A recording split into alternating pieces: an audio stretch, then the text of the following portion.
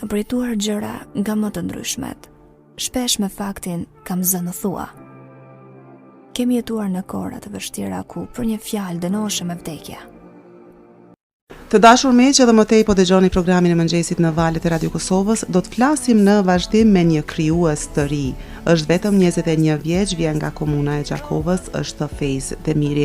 Mirëmëngjesi, mirë se erdhët. Mirëmëngjesi, mirë se u gjetëm. Shkas për këtë ftesë, për këtë intervistë është libri i fundit me shkrime eseistike që sapo ka dalë nga botimi, bëhet fjalë për librin me titull Dhembje kohe. A mund të jepni të dhëna rreth këtij libri? Po, libri i fundit Dhembje kohe. Në këtë libër janë 11 esej që shqiptojnë reflektim shqetësimet ose prekupimet dhe vlerësimet e gjykimit personale. E dim që eseja është ajo gjini letrare kur krijuesi e sprovon veten. Dhe në këtë libër unë i kam futur 11 esej me një titull Dhembje kohe që ka pak është një titull, se më thon, me ngjëresa sentimentale. Dhe të këtë titull shqiptohen shqetësimet, reflektimet dhe kërkimet e rrugëpyetjeve të jetës. A mund t'i përmendni titujt e këtyre esejve shkurtimisht? Po, titujt e këtyre esejve janë Dhembje kohe, një det kujtimesh, mësimdhënie efektive, porosia babait, voglushim e të tjera. Dhe për sa kohë i keni shkruar këto esej? Këto esej i kam shkruar një periudhë prej një muaj diku. Brenda një muaj janë shkruar që të gjitha. Dhe si është vlerësimi paraprak për këtë libër, sepse ende nuk është në duart e lexuesve? Vlerësimi për këtë libër deri më tani është mjaft i mirë, sepse të marr parasysh se po bën 6 vite që kam provuar krijuese dhe në secilin libër, domethënë jam shku të personifikuar më shumë stilin e shkrimit. Ti tashmë je vetëm 21 vjeç dhe ke botuar 6 libra, është për t'u admiruar, por kryesisht jeni marrë me poezi. Ku frymëzoheni më shumë për të shkruar poezi dhe ese tashmë? Si çdo krijues tjetër në fillimet e veta, jam marrë më shumë me poezi. Mandej jashtë poezisë kam dalë edhe gjini tjera letrare si thënien, dhe tash sfundmi me esej.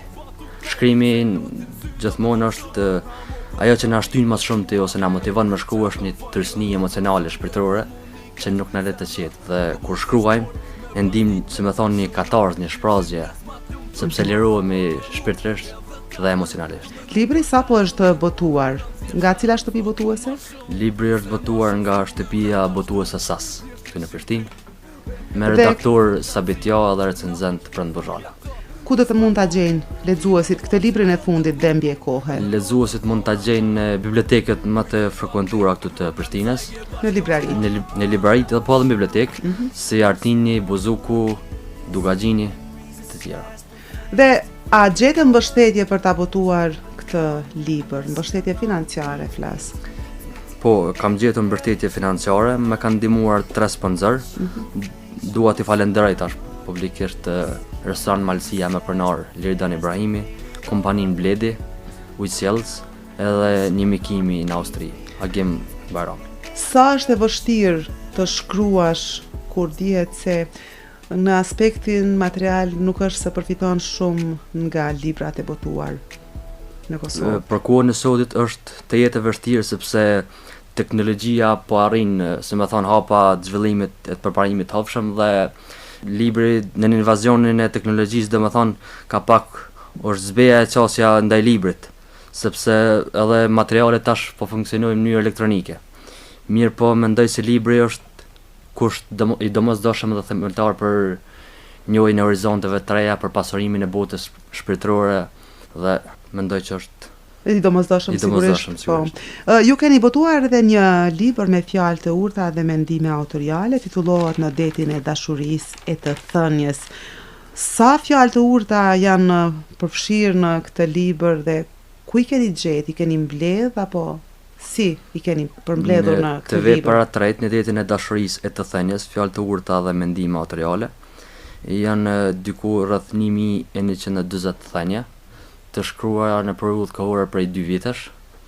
Pjesa dërmuese e thënieve dhe mendime autoriale janë të mijat. Mirë po e kam pas edhe një përvojë, si më thon, me të vjetër në periudha dhe i kam vjel ato mesazhet e tyne, ato sentencat për verbat e tyne dhe I kam futur në një libër. Voluminoz, më tha një autor. Po. Ju